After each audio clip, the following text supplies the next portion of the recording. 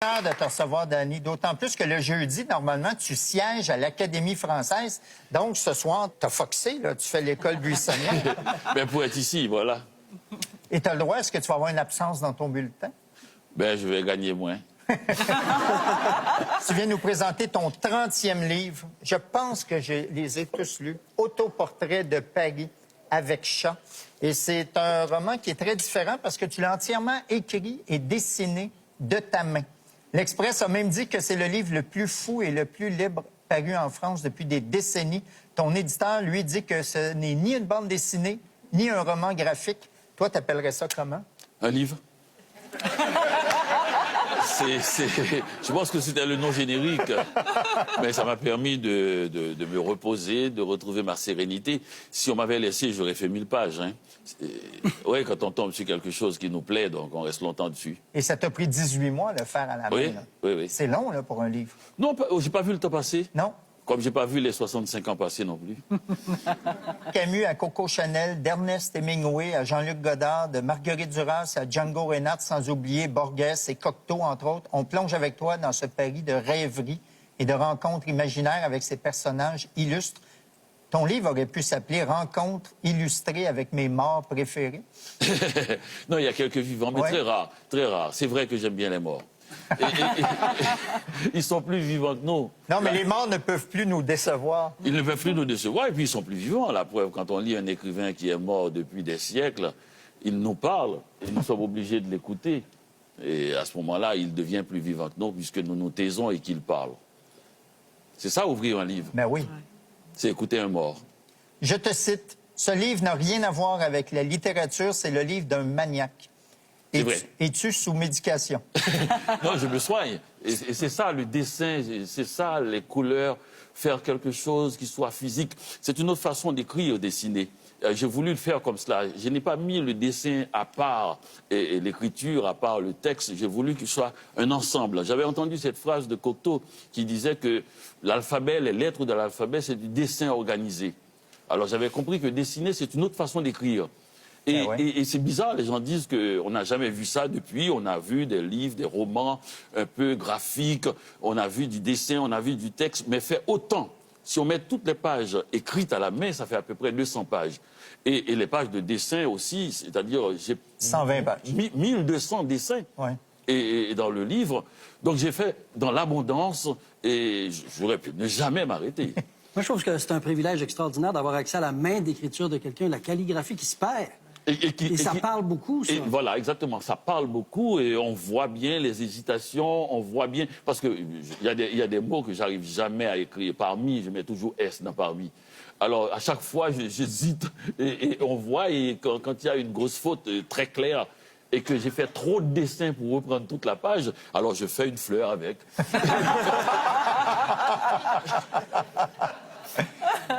Dany, je te cite, « Je suis le défenseur de la main. La main a une mémoire que l'ordinateur n'a pas. » Bon, il me vient toutes sortes de questions à propos de ta main, mais de quelle mémoire parles-tu?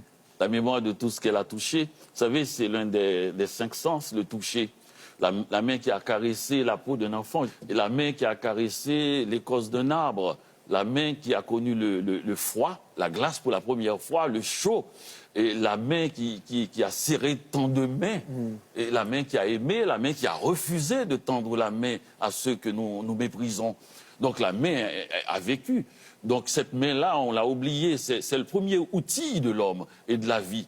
Et quand le pouce s'était écarté du reste de la main, c'est un outil. Et ça nous a servi pendant plus de 15 000 ans. Et là, brusquement, en moins de quelques décennies, nous avons mis quelque chose d'électrique au bout de cette main et nous refusons de l'utiliser. Moi, je pense que nous sommes en train de perdre quelque chose. Moi, j'adore tout ce qui est électronique. Je trouve que ce serait terrible de ne pas avoir cela. Mais de jeter la main comme ça, et vous écrivez une lettre à la main à quelqu'un, vous devez vous excuser. Je m'excuse de vous écrire à la main. Moi, de mon temps, c'était le contraire. Je m'excuse de vous envoyer une lettre dactylographiée. Ouais. Et donc, la main, je pense qu'il faudrait la reprendre. Et personne ne pense qu'il pourrait faire 320 pages à la main. Moi, j'ai eu l'idée j'ai dit, je vais écrire un livre de 1000 pages à la main. Et j'étais comme impressionné par moi-même. Je dis, mais est-ce que vous allez pouvoir le faire? Et parce que je n'écris pas bien. J'écris très, très mal. Non, je confirme, c'est vrai. Mais oui, Ah ouais? j'ai dû apprendre à écrire à la main. Vous voyez, vers la fin, ça s'est mieux organisé et je peux me lire. Donc, j'ai dû réapprendre. Et ça a coûté extrêmement cher pour apprendre à écrire. Un enfant qui apprend à écrire, c'est ardu pour faire le A. C'est compliqué, le O est facile. Mais le K, allez-y pour voir. Et quand vous avez 4 ans, 3 ans, c'est très dur. Ça nous a coûté des années. Et là, on jette ça, un savoir-faire comme ça. Tu as tout à fait raison. Comment les autres membres de l'Académie française ont reçu ce livre qui est complètement hors norme? Eh bien, ils ont adoré. J'ai reçu des lettres de Marc Fumaroli. À la main? Oui, à la main. D'ailleurs, naturellement, à l'Académie, on écrit tout à la main. On envoie les lettres à la main. Mais j'ai été très impressionné. Marc Fumaroli, c'est un homme très âgé. C'est un des plus grands critiques du XVIIIe siècle vivant. Peut-être le plus grand. Donc, ce type, il ne parle pas dans notre époque. Et tout se passe dans le XVIIIe siècle. Et il a employé le mot enchanté, enchanteur, enchanteresse au moins 8 fois. Wow. Et j'ai vu Michel Serres, naturellement, qui a beaucoup aimé. Et Jean-Luc Marion, qui est un philosophe pointu, grand lecteur de Kant. Enfin, il m'a dit ce que j'attendais et qui est le plus beau compliment. Il a dit, moi aussi, je sais dessiner.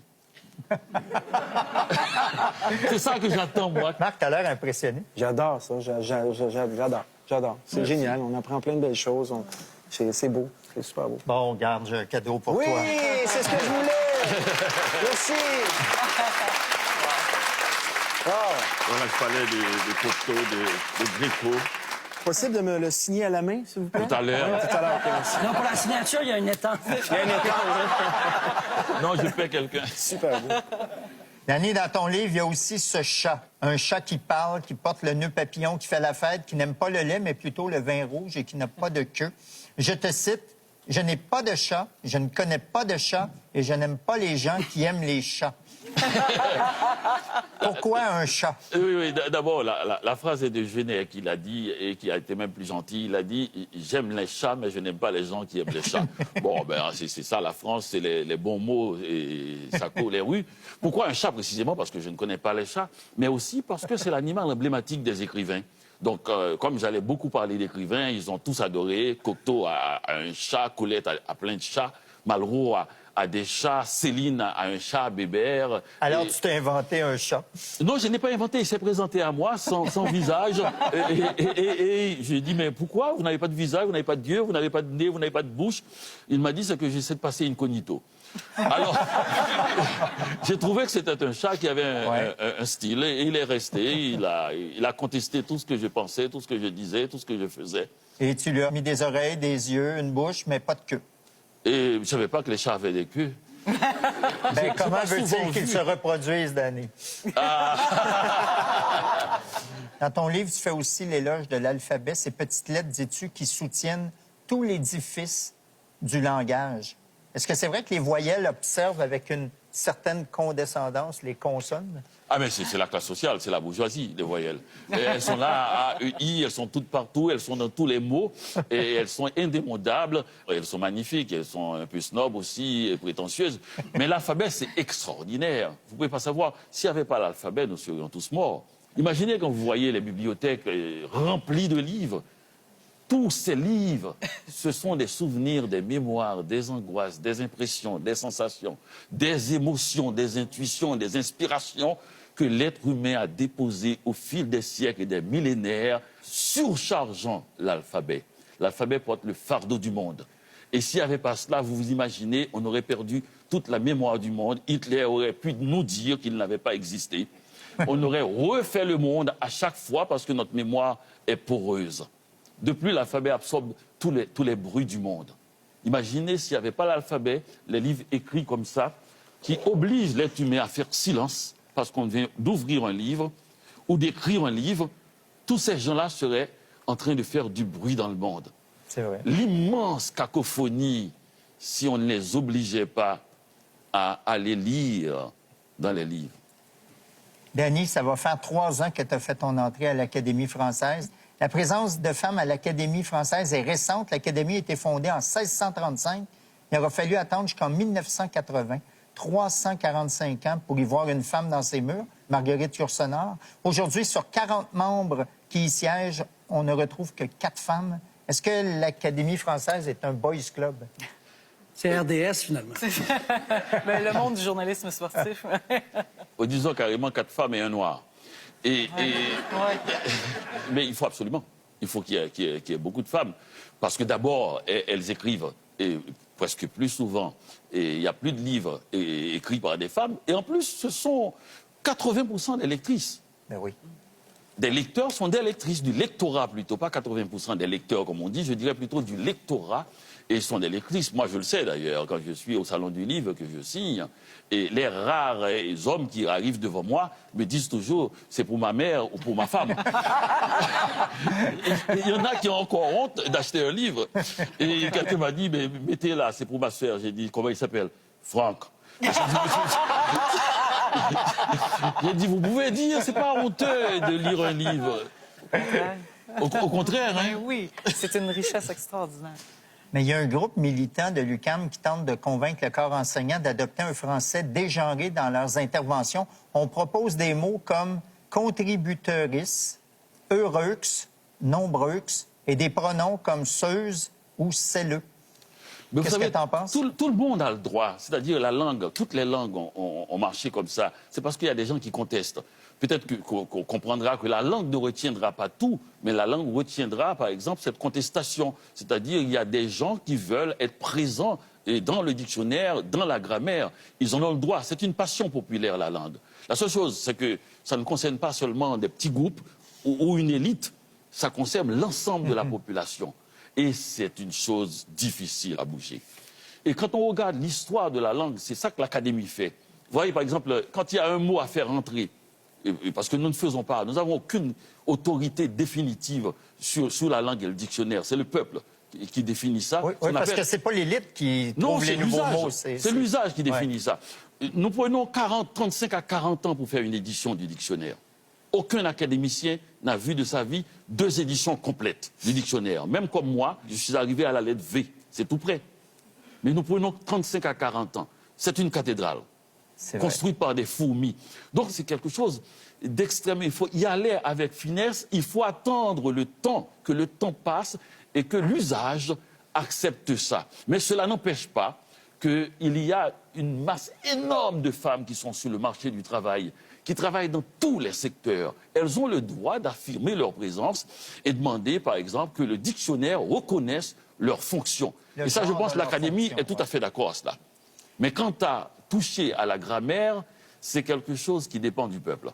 Danny, cet automne, une bibliothèque publique qui devait porter ton nom a ouvert ses portes à Petit-Goâve pour remplacer celle qui avait été détruite lors du tremblement de terre en 2010. Mais on a effacé le nom de Danny Laferrière sur l'immeuble. Pourquoi?